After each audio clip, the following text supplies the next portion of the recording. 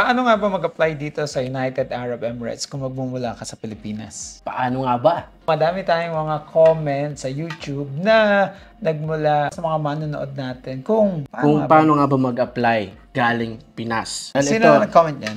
Ito ay galing kay @Pinky Taghoy 2697. Shoutout sa iyo, Miss Pinky. At sa isa pa, may isa din sa atin na nag-comment. Ang sinabi is, Sir, paano po mag-apply? Bali, dalawa kasi sila. So, ito si @MarsLuz.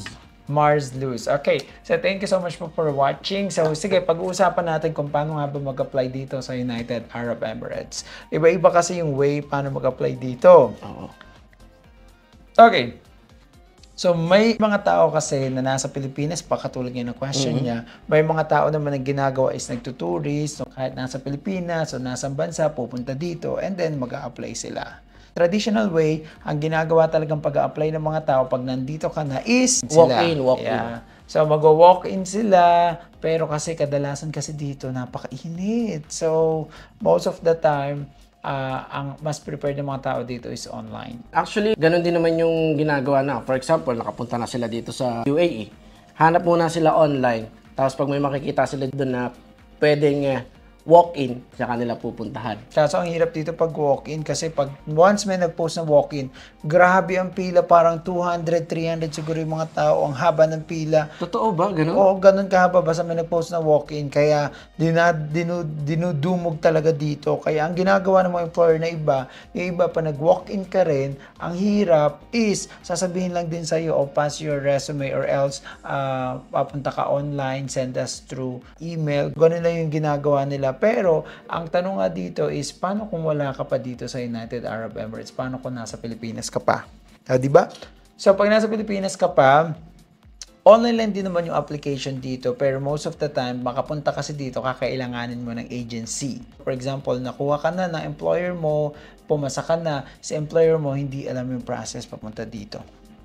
Ang pwedeng gawin is kontakin kami syempre para gawin yung agency hire process. Kasi kailangan ng mga documents mo na i-check ng company if talaga bang legit yung company or hindi. Kasi nga katulad ng karaan pag walang physical office, hindi tayo pwedeng mag-hire ng tao sa Pilipinas. So, ways din is kaya kami nandito, tinutulungan din natin yung mga Filipino na makapunta dito na wag na mag-tourist visa, na makakuha na ng trabaho bago sila pumunta dito. Oo, para diretso. Para pagdating nyo dito, magtatrabaho na lang kayo. Yes. So, ano ba yung ginagawa ng ABA or namin para makapunta kayo dito? Kasi katulad nga nito, paano mag-apply? Gumawa kasi kami ng group. Ang pangalan sa Facebook is ABA Jobs. ABA Jobs, UAE Direct Hire. So, pag nakita nyo yan, sali kayo. Pero, ang mga napopost lang namin doon is yung mga job order na meron na kami na nagpapahanap na yung mga employer ng tao.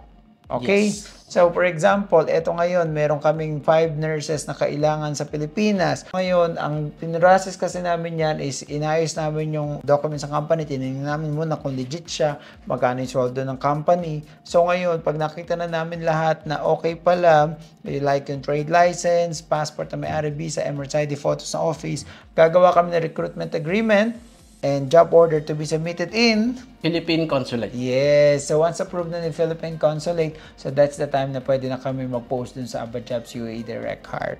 So, hindi kami pwede mag-post ng wala pang job order, wala pang approval kasi nga, mati-technical tayo ng bawal doon. Kasi kami dito sa United Arab Emirates, ABA Job is a documents clearing. So what we're doing is only processing of the documents dito sa consulate. Papadala namin ngayon sa recruitment namin sa Pilipinas, which is yung license agency namin. Once naka-approve na yon doon sa POEA, ngayon ang gagawin namin is we are helping our agency na nasa Pilipinas para mag-post. Like for example, ito, ang mga kadalasang kailangan talaga natin sa salon, no?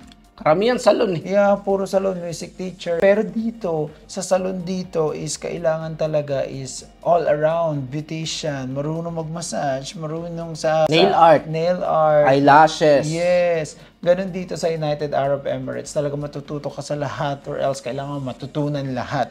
Actually, we're convincing employer to hire from the Philippines kasi nga pag nasa Pilipinas sila, we can hire the best of the best Filipino. Yes. Right? So, yun yung kagandahan. Hindi ko alam bakit ang daming ang tao dito sa UAE, ang daming gustong mag-apply, ang daming nag-a-apply sa kanila, pero gusto pa rin nila sa Pilipinas. Oo, gusto pa rin ng mga employer na kumuha ng mga tao sa Pilipinas. Yeah, nakapagtataka, pero ang ano kasi nila dyan, yung mga tao sa Pilipinas is mas mababait daw. Oo, at saka mas more on experience talaga. Yeah. Tsaka yung more hardworking. Yeah, actually may isa tayong employer na si Miss Jimmy. Hi, Miss Jimmy. Jimmy. So, ang dami na niya nakuha mga masahista from the Philippines, 6 na. So, ngayon, ang gusto ni Miss Jimmy, kaya daw siya kumukuha sa Pilipinas, ayaw na daw niyang turuan yung mga tao.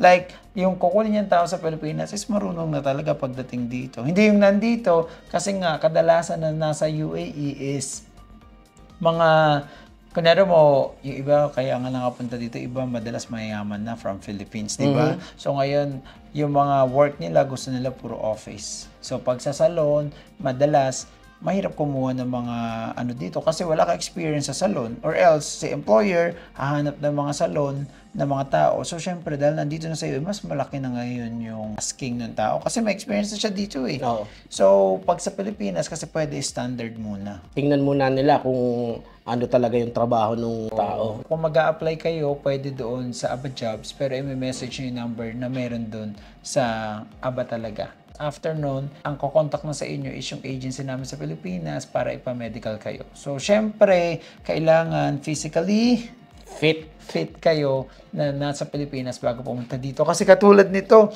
meron kaming mga employer na may mga tao na sa Pilipinas. Okay na sila, willing ng bayaran, okay na lahat. Pero, Nung na medical, hindi pala fit. yeah, so unfit sila. So, merong scar on lungs, may HEPA, may TB, which hindi nila alam na may ganun sila kasi malakas sila eh. So, ang hirap nun, so pag mag-a-apply ka, kailangan, syempre, una-una, meron kang passport. Siyempre. Kasi, Pag wala kang passport, di ka makakalipad. kaya nga may nagmamadaling mga client tayo na gusto na pumunta dito, pas wala pala silang passport. At ang tanong pa, kailangan daw ba ng passport? Oh my God! So parang doon pa lang, bagsak na sila. Kasi, Oo. i-interviewin sila ng employer, tayo i-interviewin din natin sila pagkapos yung mga common questions or mga basic na mga kailangan. Wala. Passport is kailangan. Kaya nga gusto mo mag-abroad. Siyempre, Yeah. kailangan mo ng passport. It's mandatory, guys. So, nakakatawa yung tanong na yun. Pero syempre, professional pa rin tayo. Deep inside, parang, ano ba to?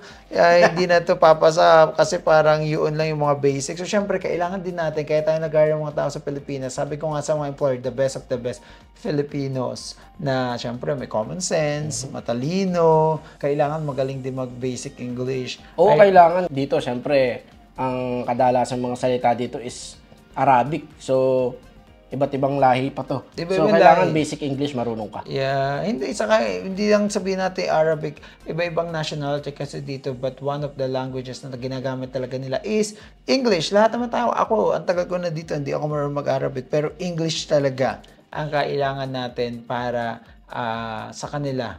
I mean, Para makipag-communicate ka rin. ang hinahanap ng employer. So ngayon, for example, kasi para ang sinasabi ko dito sa vlog na to is pumunta kayo dun sa Aba Jobs Group, pag may pinost kami, mag-apply kayo. Hindi lang ganun. So for example, ang sinasabi ko rin sa inyo, kasi kunyari mo ikaw, engineer ka, wala naman kaming post na engineer. So why not you look for an employer or company na gusto mo applyan dito? Kasi nga sabi ko nga, online lang yung application.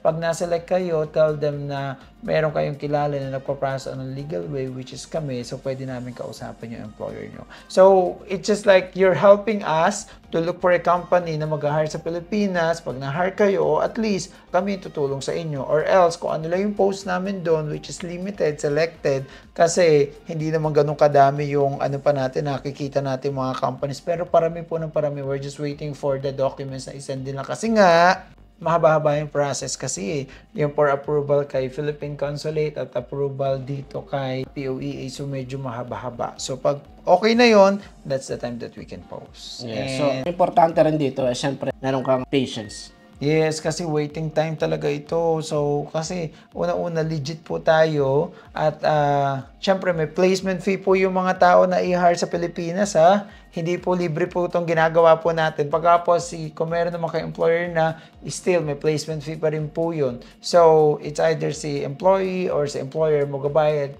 Usapan niyo po yung pag meron na kayo nun.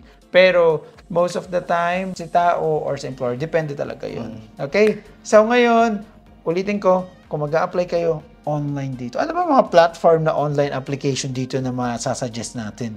Yung alam ko is meron dito na Freegulp at saka Indeed, Dubizel. LinkedIn. May Dubizel, ayan. Kaso, kadalasan, hindi ko naman masasabi, may mga scam din, no? Oo.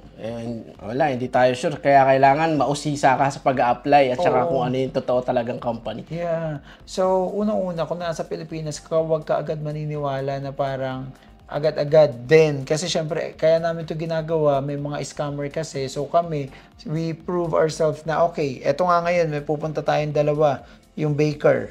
So, nabook na silang ticket, may OEC na sila, and then soon, ibablog din natin sila para makita nyo na talagang kung may job order tayo, pinost namin doon, sila nakita din doon sa group itong trabahong to. In-interview sila, pumasa sila, and then boom, they will be here soon. Yes.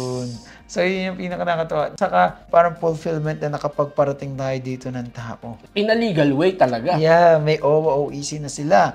Papunta dito, pagkatapos yung sweldo is standard pa.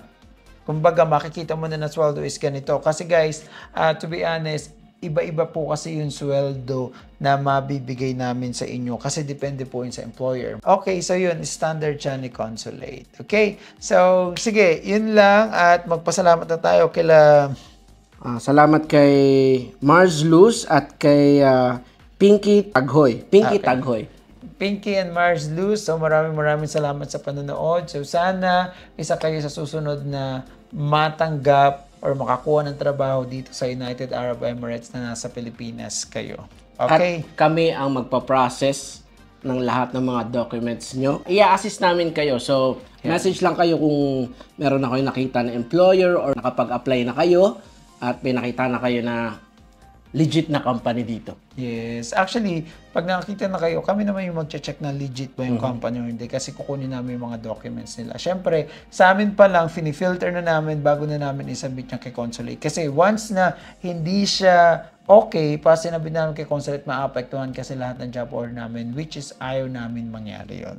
Kaya, sometimes tinatanggihan din namin yung company. May mga companies like for example, may cleaning company na tumawag sa akin kanina. They want to hire 10 people from the Philippines. But the thing is, they're telling me that they don't have office yet. Kailangan kasi pag cleaning company, meron din silang contract with other company. Like for example, si Just Life, yun. Pero pag wala, so sabi ko sa kanya, you have to make a contract first bago natin magawa yung mga proseso. So bagong bukas pa lang daw, but still in the future, matulungan din natin sila. Yes. Right? At saka syempre kung kayong dalawa, si Mars Luz at saka to si Pinky, kung meron kaming na-post sa Aba Jobs group na available na trabaho para sa inyo, pwede kayo mag-apply doon. Yeah, pero alam mo, talagang kadalasan sa mga application or talagang hinahanap nila is yung medyo rare dito sa United Arab Emirates. Like for example, si Salon, lahat dito kasi almost nag-a-apply is mga gusto nila office, gusto nila sales. Yun kasi medyo ang sales, kadalasan kaya na maghanap dito eh. Everyone can be sales, kahit sino ka.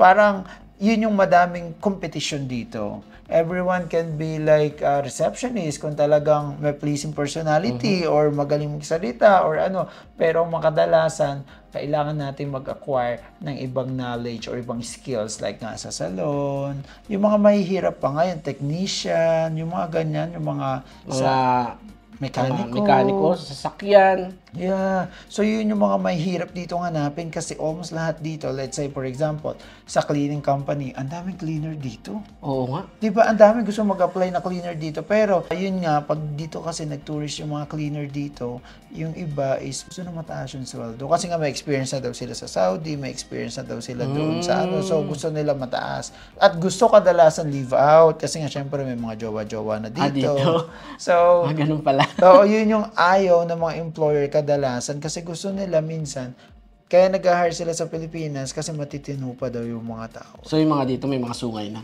Yun yung mga sinasabi na employer, pero I think mababait naman talaga pag nasa Pilipinas nang galing kasi nga they are new. Pero pag nakuha na rin nila yung kung ano ba to, parang nasa Pilipinas ka lang din kasi talaga dito. So dun na nagkakaroon ng problema sa employer. Pero wala naman talagang perfect employee at perfect employer. Hindi rin natin sila masisisi. Minsan nalulungkot, kailangan din talaga mag-jowa. So, Kailangan talaga intindihan. yeah.